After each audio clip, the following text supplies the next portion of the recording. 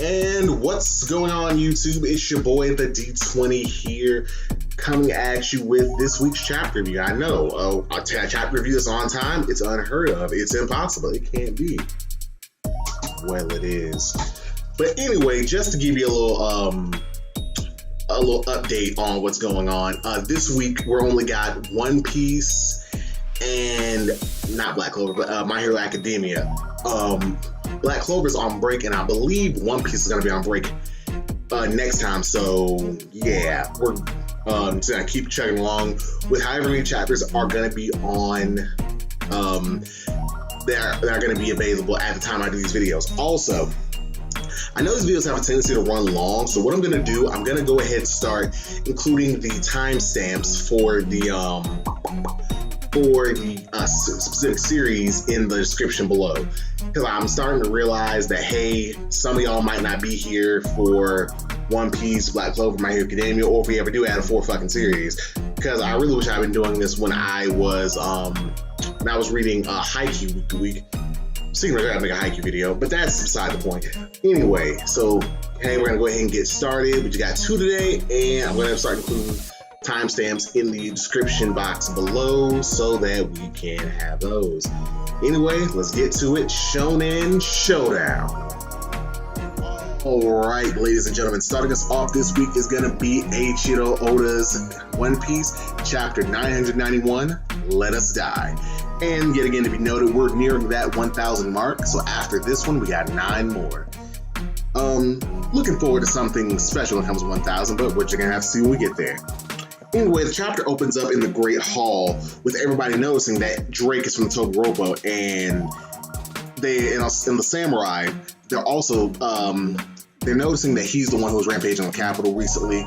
Because remember, not long ago, in the concept of the story, but kind of like 6 or so fucking months ago for us, no, probably more than that. But anyway, Drake was going around with page 1 in the capital after Sanji had attacked some of Kyoshiro's men, and then at the flower capital when Yasuye was being executed, Drake was fighting Sanji then.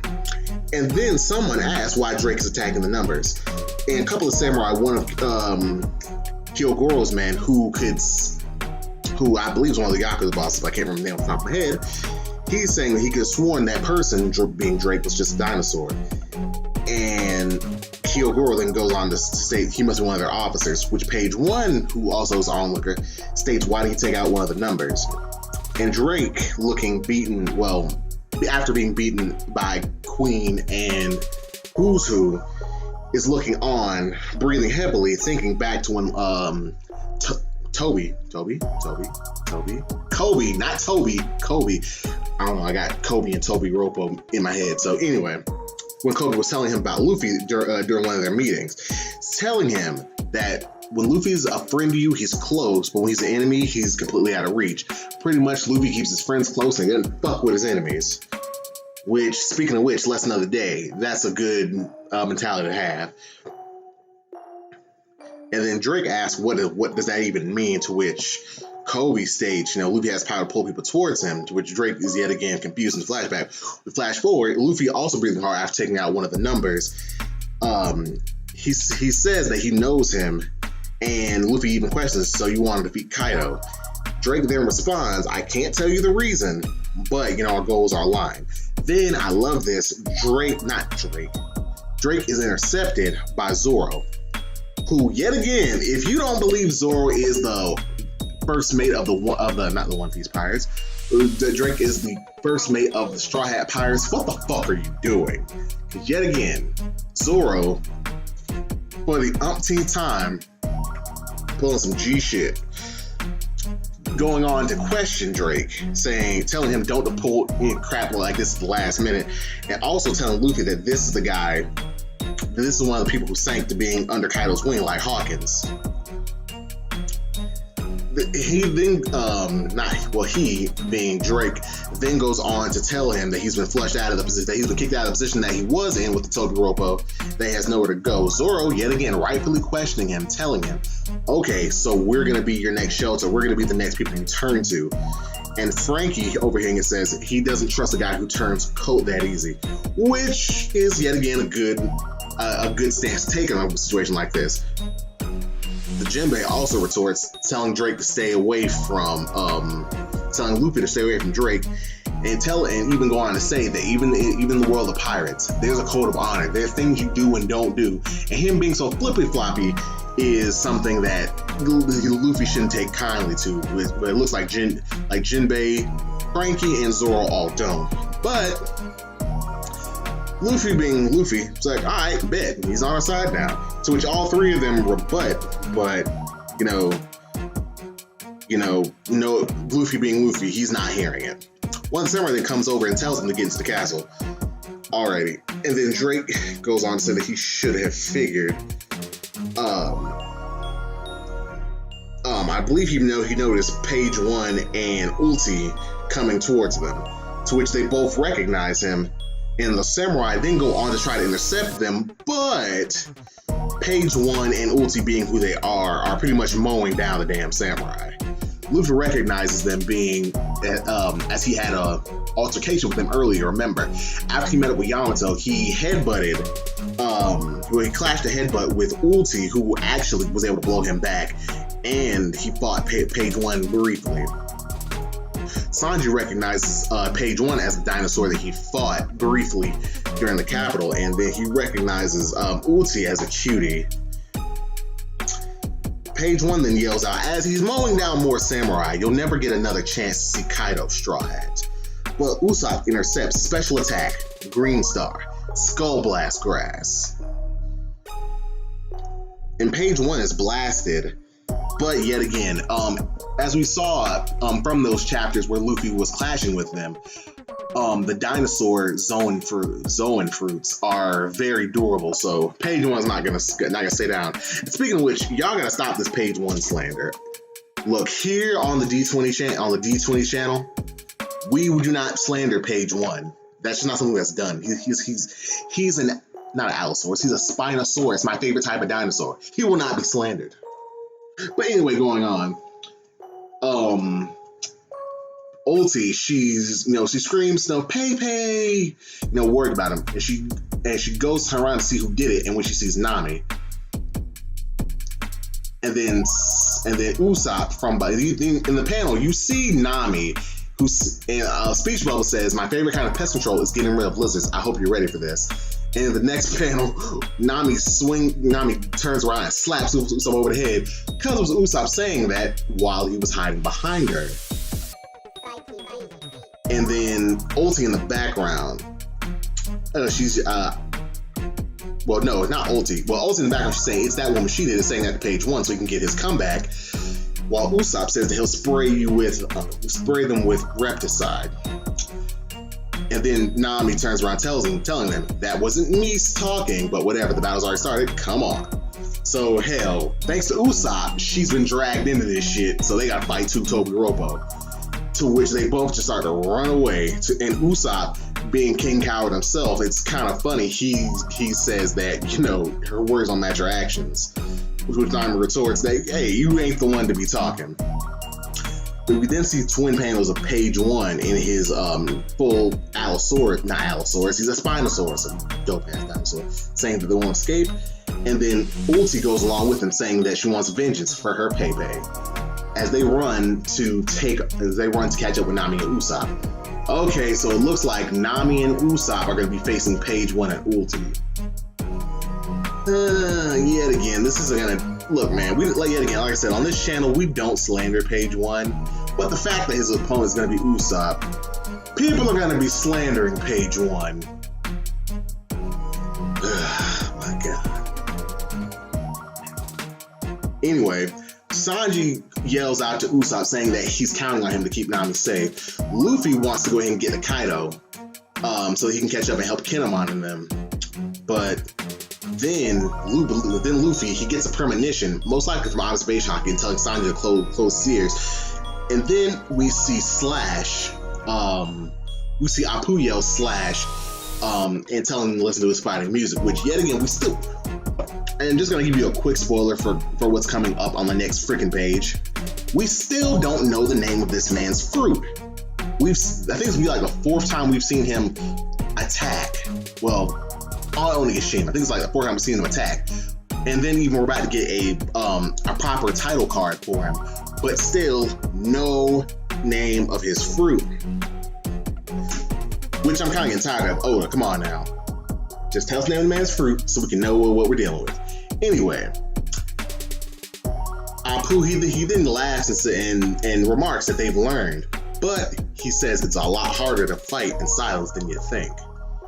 He then comments on Jaki, Goki, and Juki, and telling them that they're pathetic right now. And so here we get the title card within the Beast Pirates, because I'm reading the official Shonen Jump translation, and as we know, the 100 Beast Pirates are known as the Animal Kingdom Pirates, which I'm like, why did they name them the Animal Kingdom Pirates? But hey, I'm just going along with it.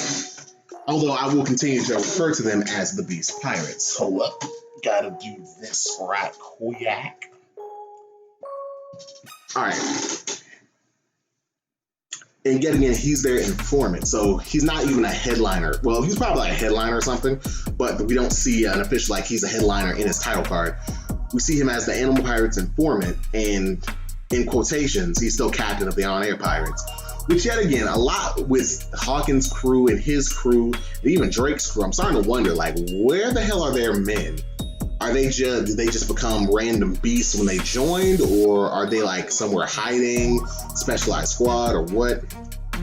But anyway, and then we found out that his current bounty, which I think we might have known, I'm not entirely sure, is 350 million berries, which is respectable for a bitch ass nigga. But anyway, he then goes on to chastise some more, saying that they've laid waste towns together, and how it's funny how they can't just be clobbered while they're drunk. But then we see from below them Hachi, when he asks, has he sobered up? And Hachi is lifting, I believe it's Jaki. I'm gonna say it's Jaki that he's lifting above his head. Yeah, I think Jaki was the one in the tiger stripe loincloth. And then a couple of samurai, they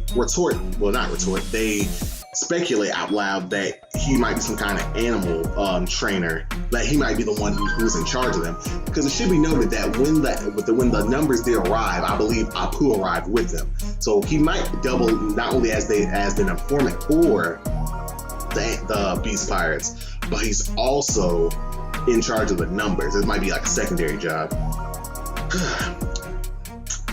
And it should be noted that Hachi is strong as shit, because the numbers are aura sized. Even for someone who's aura sized, to lift somebody who's your size above your head, that's strength. But anyway, Luffy wants to go ahead and fight him, but Sanji tells him that he can't. He'll be fighting here all night, and yet again, they know that he wants to go join Kinemon and them. So they've got to, kind of try to maneuver smart out here. To which Luffy, like, okay, I'll just it looks like he's gonna keep running and kind of try to, if he has to fight, keep it short. Frankie then comments on their numbers, saying there's a ton of them, and he doubts if he has enough cola for it. And Jinbei, he even says, like, look, even though these guys aren't that strong, but with enough of them, they're gonna be a problem. Hachi then gets a look of love when looking at Frankie, because yes, he does tower over Frankie. It looks like in order to be his size, the Frankie Shogun would have to stand on another Frankie Shogun would have to stand on the current Frankie Shogun's shoulders to be his size. Jinbei then notices Hachi looking at Frankie, and he tells Frankie to run outside the dome, and that them fighting in here, being Frankie and Hachi, it's going to be too much. They can't handle it, and the samurai already get mowed down. They're not going to last if he keeps doing this. We then cut over, because originally when I read this, I thought it was done up until this point, but Zoro is still clashing against DS Drake. And Drake even goes on to say, look, at the very least, your victory serves my purposes. And he asks Zoro, how does that suit you? But Zoro, yet again, is like, hey, and it seems like you're telling the truth, but you still aren't telling us who you're with, what you're on, And I understand why Zoro doesn't like that. Apu in the background is going to warn the numbers. He's saying that he's going to call them and have them sober up so they'll be more effective fighters. And at that point, both Zoro and Drake slash at him, to which Apu dodges. He pulls like an ultimate Matrix move to dodge the four-bladed axe of Drake and Zoro's left sword. He then goes tumbling and gets his ground. And he tells him that he heard about Drake's betrayal, and he asks him, "You're gonna leech off that tiny little pirate crew?" Drake then goes on to tell him, "I've always hated him, and I'm gonna destroy him, but not for you." Talking to Zoro. To which Zoro finally lets up, telling him, "Seems like we have the same idea. Let's team up and let's take care of him." To which surprises Apu.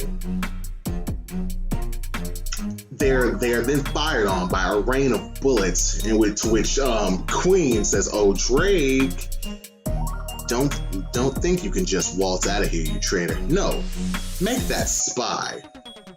A couple of samurai were hitting there, trying to regain, get their bearings after being shot. To which one of the samurai is saying it hurts. Zoro comments that it's a weird weapon. And then Drake says, even wonders, like, "Did you really think you could kill me with that? Unless these bullets." Now, I'm gonna stop here and kind of ponder on this scene a little bit.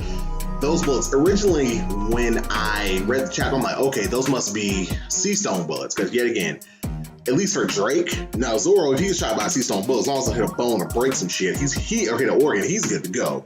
Drake, on the other hand, yet again, he's an ancient zone user, so that's gonna stop his ancient zone powers. But upon further inspection, I have a thought. Remember, Queen's epithet is the plague, and we know that he likes to experiment with viruses and different types of poisons and shit like that. So those bullets, they're either money bullets or they might be something worse, because we know that he has a reputation of fucking with this shit. So that machine gun that he's holding probably has some nasty shit in it.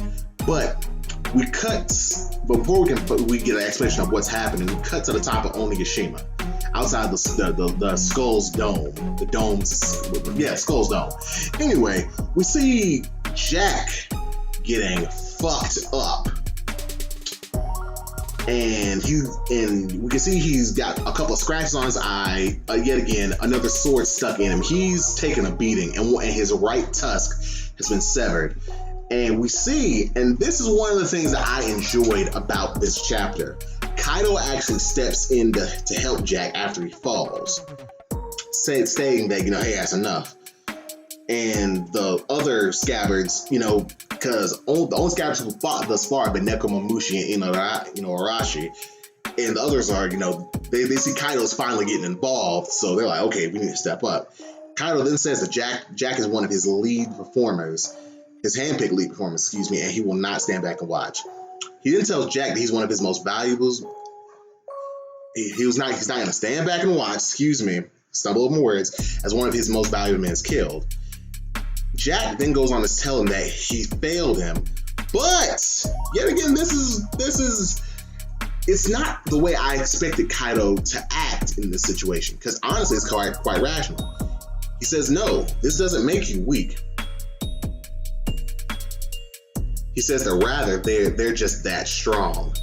He says the Sulong, the power of the Sulong has caused them quite a few casualties, but that he says that he did well to keep the Sulongs in check, and that he can go and get his wounds tended to. He'll handle it from here. Kinemon then goes on to say that he's grateful to the Mink Warriors for everything that they've done. Kaido then laughs, saying, "Now run, tire, and perish. I am eager to see how many of you can evade these. How many of these you can evade." He then uses his blast breath, to which nobody moves. Denjiro, run, don't make me laugh. Raizo, we're tired of running and hiding. We're tired of running, tired of hiding. Just then, Kinemon jumps to the air, telling him that it never even occurred to him. Foxfire style, Flamer in. And then they all say in unison, "Just let us die as Lord Odin's samurai. Once we've taken your head, that is." Next chapter hits August 4th. So yet again, hold on. August 4th. Not August 4th, excuse me, October 4th. Today's the 27th. So it looks like, hold on, get my calendar up here. Get my calendar up here. Yeah, next Sunday. Okay, I guess it was My Hero Academia that's going to be in 14 days. Because I know something said 14 days, but it says here the next chapter is supposed to come out October 4th. So it must be My Hero Academia. But as far as the chapter goes, not bad. It's moving the needle a little bit. Nothing really great happened. I mean, we've known that Kinemon can slash fire since Punk Hazard. So yeah, it's cool to see him do it, but it's like, okay, we knew. And we're starting to get a feeling that the Scabbards aren't your average everyday warriors. They are cut above the rest. And the standout moment really was Kaido in this chapter, because I didn't expect him to be that understanding, which is, like I said, it's a rational response. There was an army of powered up beasts, and you held your ground for a good long while, and you got beaten by the strongest out of them. So for him to willingly step in and defend Jack, especially after the way like Jack's kind of seen after failing at Zoe, failing to get Dofi out of prison, it's counterintuitive. Well, I don't know if counterintuitive is the word, but it's against what I thought I knew about him. I thought I know he's ruthless, but I guess it might be one of those things. He's ruthless to the underlings, but once you get up to a certain level, it's like, okay, y'all are my handpicked men. You know, certain shit I'm gonna have to understand, especially when watching you. You did your job to the best of your abilities. And that's pretty cool to see. It's cool to see, like, it looks like as we're getting deeper in this, we're getting more of Kaido's personality. He's not just a big bad villain. He's like, okay, he's actually got some layers to him, like an onion or an ogre. But yeah, it's pushing the needle forward. We're getting there. Drake. It's cool to see Luffy still being Luffy. I definitely want to see what was up with them bullets. Like I said, I'm pretty sure those are plague bullets. So now we know, at least for the time being, Page 1 and Ulta are going to be going up against Usopp and Nami, which the power scalers are going to have a fucking field day with. But whatever, hey, I like Page 1. You can think whatever you want about him, but he will not be slandered on this channel. Just making that clear. But yeah, so we know that matchup, and then with Frankie taking on one of the numbers, Hachi. Okay, yet again, more power scaling. And I don't think we found out too much of anything else in this chapter. But yeah, it was a pretty good chapter, pretty good art. You know, yet again, smooth. The last panel with Kinemon. Yet again, we knew he could do it, but it's still pretty cool to see. But anyway, on to My Hero Academia. Alrighty, now on to My Hero Academia. Number 285. I'm gonna save the title for later on in the video. Well, later on in this section. You'll get why. Anyway, now it's important to note this chapter picks up exactly where the last one left off. Deku still in the air, pretty much yo-yoing Shigaraki, and it's great to see that Horikoshi didn't forget about what happened after the training camp arc. We start with Deku receiving the news from the doctor. I'd give you 2 or 3 more times, but if you keep getting injured like this, you may permanently lose the use of your arms. But even with that, Deku continues to pound away at Shigaraki, blowing the surrounding ruins of the city away. Like, Deku is really in his bag right now. And yet again, we see his arm starting to bleed and crack. And Shigaraki is taking the hits, and he notices that was 3 flyby hits, to which Deku yanks him again and then uses Detroit Smash. then a Wyoming smash, and St. Louis smash. And Shigaraki thinking to himself as he's getting pounded, I'm getting hurt faster than I can heal. It's over if I don't focus on defense. If only these scummy heroes hadn't pushed me to my limit. He then goes on to think, other than my imperfect body, One for All is getting in the way of my dreams. And then when Deku retorts, that's what this power is for, as he continues his assault. With a Texas smash, we then see him writhe in pain as he continues to use Black Whip. Into which Shigaraki is still getting pounded. He then thinks to himself, there's gotta be a way to put this kid down for good. Some other quirk? Gotta find one. Manuel then looks on and says that it's amazing what he's doing. And then Bakugo, overhearing him, says no. He's gonna lose if this keeps up. He then goes on to analyze the situation. Deku's using his legs for air force and to negate the blowback, controlling multiple quirks simultaneously. Which, stop right there. I know it's obvious, but damn, dog, you could at least try to keep up illusions.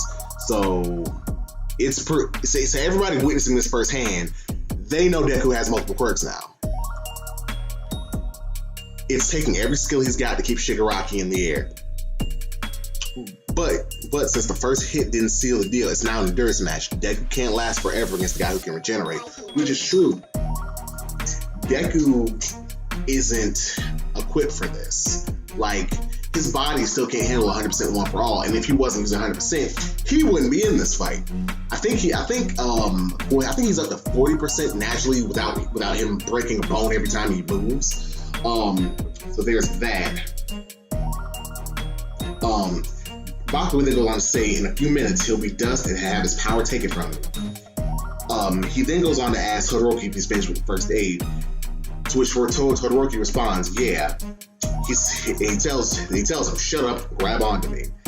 He says, Endeavor, don't waste any fire flying up there. I got that part covered. And he tells Todoroki to keep Endeavor cool till the last possible second. And then Endeavor catches on. You're thinking I should finish him off with a max power attack. Leave it to me. Locke is there, and he's saying they're just kids. To which Todoroki, going along with him, is like, hey, take care of Sensei and the others. To which Rock's like, damn. Like, why am I, he then thinks to himself, why am I doubting him? I've already, stated that I've seen what these kids can do, and they're damn good heroes. To which he holds Eraser and he's like, got it. Bakugo then starts to rocket up there, using his explosion. And he says the moment when Black Whip is stretched out is when he'll strike. He's gonna dive in there, you two get out so you don't get caught in the blast. Shoto then called out to Midoriya, telling him to hang in there, which I don't think Midoriya can hear him, but hey, it's like, hey man, hang on, we're coming. Bakugo then remembers back to his talk with All Might. I don't want to speculate about things I'm not sure of. And then he's like, he's the one who basically created, and then in one of the things flashes back again to one of his previous conversations before that, back when I think it was after Black Whip came about, talking about One for All. Well, excuse me, All for One. He's the one who basically created One for All, isn't right? Isn't it an offshoot of his power? Multiple quirks, it's the same as him. And then he thinks to himself, even if One for All is a cursed power, he's remembering back when he bullied Deku. And he remembers seeing All Might on TV saving people.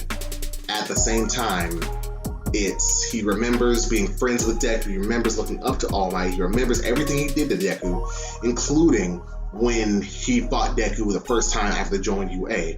I'm not going to be your worthless punching bag Deku forever. Kachan, I'm the Deku who will always do his best. Yet again, he's still fighting as Bakugo looks on. And yet again, Black Whip is stretched out, and then they strike. To which, not Todoroki, but to which Bakugo flings,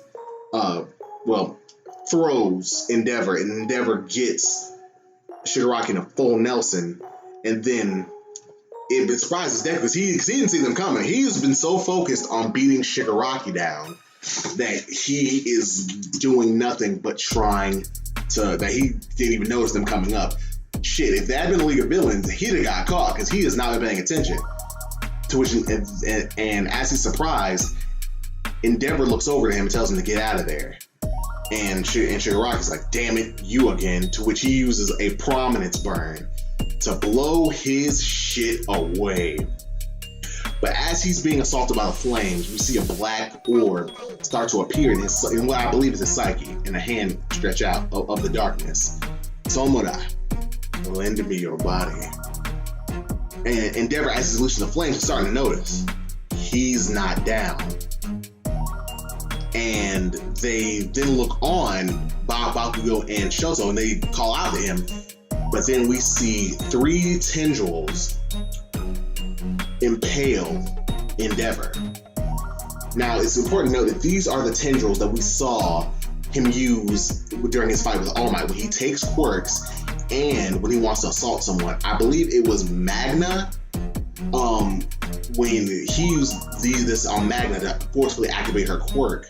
And dang, Buddy with Warp Gate, I can't think of his name right now. The Endeavor, as he's falling impaled, how are you not dead yet? And then we turn to Shigaraki, but he's black. I mean, I think it might be because of him being burned by Endeavor's Hellfire, but also I think it has something to do with All for One taking over his body. And he says something, but it's unintelligible, sort of like. But then, as he stretches those tendrils out, he says, "Little brother." We then see Bakugo start to use his explosion quirk to blast himself forward. At that moment, there were no thoughts. We then see not all the times, but most of the times when him and Deku were together, whether it was when they were in school, after they fought, when they were cleaning together, as they were working together under Endeavor, and then the final one is when Bakugo was captured. In my head, in my body. Number 285 just moved on its own. Bakugo rushes to save Deku. He pulls him out of the way as he is struck through his chest, and it looks like, through his stomach, potentially the lower left half, and once through his shoulder. I don't think it got his heart, but he's been impaled. But that's why I didn't want to go ahead and tell you all the chapter at the beginning of this section. The chapter, number 285, Katsuki Bakugo Rising. Okay. Not lots to unpack here, but we got something to unpack here. Now, as most of you who probably listen to this know, there's been this theory. There's been a meme going around of Bakugo dying. And Bakugo looks hurt here. Now, yet again, this does not mean that he's gonna die. I mean, we've seen, because I don't even think Endeavor's dead. I think it's possible, but I don't think he's dead. But yet again, I don't know. I'm not like that. That's the main thing to take away from this. I'm not claiming to know anything, but I don't think he's dead. I think he's hurt. I think he could potentially be dead. I don't think he necessarily is, because at least where I'm seeing it doesn't look like he pierced his lung. He potentially got a lung, or maybe like through his stomach, but I don't think he got his heart. Pretty much, and this isn't the first time we've seen somebody have to get ravaged, because apparently when One For All was talking to All Might in Kamino, he even told him there, when you fought me, your organs were hanging out. And, he was able to get stitched up. Yet again, most of his stomach and shit had to be replaced, but still, he lived. And even then, Best Genist, even when he was trying to get back in the hero business, he was like, look, I only got one lung, but I'm good. So for those of you who think that, this means Bakugo's dead, let's scale that back there, buddy. We've seen people get hurt very badly before and not die. So let's calm that down. As far as the chapter, it's great to see Bakugo really, showing his growth. I think both of the chapters, not both of them, Because with One Piece, we got to see Kaido's layers. With this, we're seeing Bakugo's growth. Like, he's really taken everything that he's done into consideration. Like, yo, I gotta do better. And he's doing better. And I wonder how Deku's gonna react. Because Deku, even Bakugo said himself, Deku always puts others before himself. Is this gonna make him retreat, try to get Bakugo some help? Is the fight gonna continue? Yet again, is Bakugo gonna be okay? Which I think he is, but I'm not gonna rule out the possibility that he could die.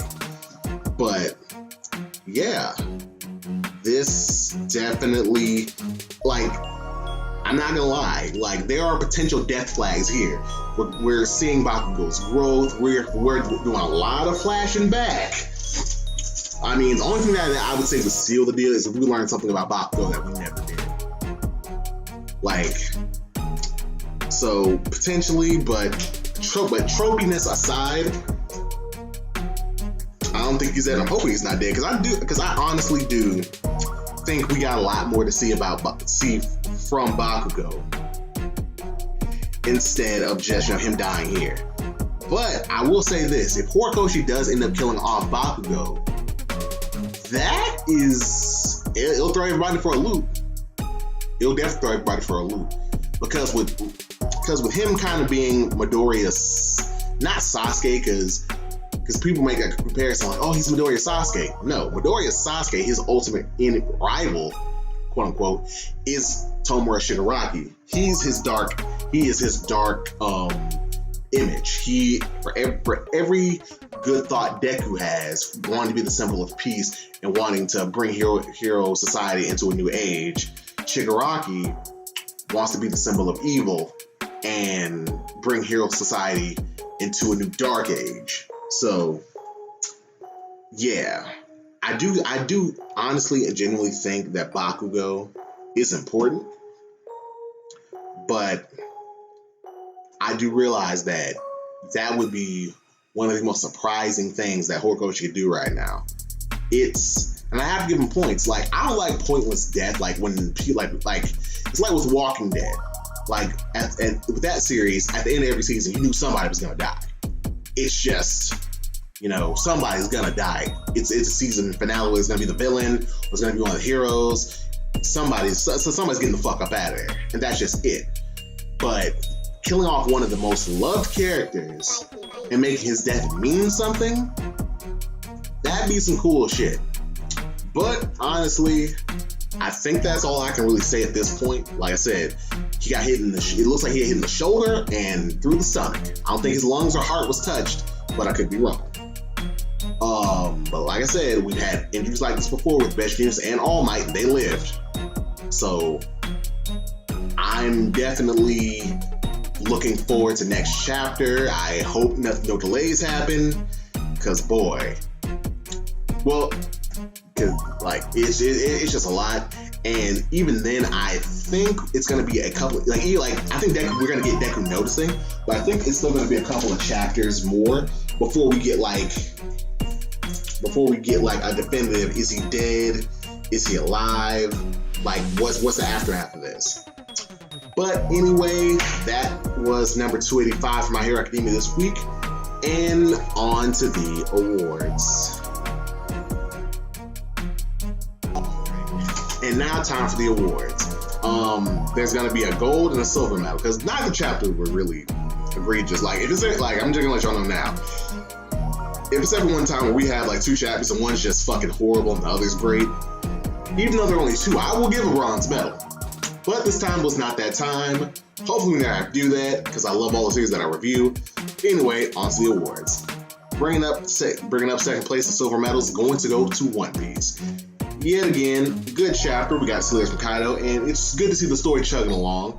Just not blow my mind. Like, even at the end, like I said, we knew Kinemon could cut fire. Yeah, so we're getting into that. Maybe next chapter be not One Piece chapter. Of course, it'll be a One Piece chapter.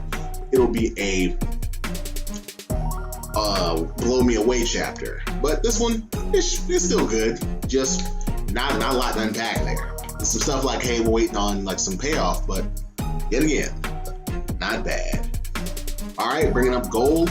in case you didn't guess it, which you really should have done some chapters, but My Hero Academia, this chapter, yet again, the art, Horikoshi art has been on fucking point lately. Like, I don't know what this man's been on, but he has been on one. And when I say I'm on one, like, fuck it, he's on one. But yeah, so yeah, and then that ending, like, that has so many implications. Like, this story can go a myriad of ways. Like, when I was in high school, I was on step team, and my coach used to always have a saying: only the two most important sounds are the first and the last. The first sound was, yeah, it's pretty okay, at least as far as this chapter goes. Yeah, the first sound was pretty okay there. Yet again, we got that callback to Deku's arms, which is like, okay, so we haven't forgot about that. But that last sound with Bakugo, that cliffhanger, like I said, there are implications for the series that this could potentially be the first chapter of the rest of the series without Bakugo, or with Bakugo being injured, or Bakugo being okay. Yeah, so it's a lot. It's a lot. And I'm waiting to see it. But anyway, this has been This has been Shonen Showdown. Let me know what was your favorite moment from these chapters. I'm stumbling over my words. I'm talking too long. What was your favorite moment from the chapters? Do you agree that My Hero Academia was better than One Piece? What do you think of the art? What do you think in general? Like I said, I just checked, and Black Clover will be back next week. And even though on the Shonen Jump app it says One Piece 14 days, and the chapter itself is at October 4th. So, and I know My Hero Academia is on break next week. So, we should be back to 3 chapters next week. But anyway, like, comment, subscribe if you enjoyed the video. If you dislike the video, dislike the video. If you got some constructive criticism, leave it in the comment section below. This has been your boy D20, signing out. See you guys.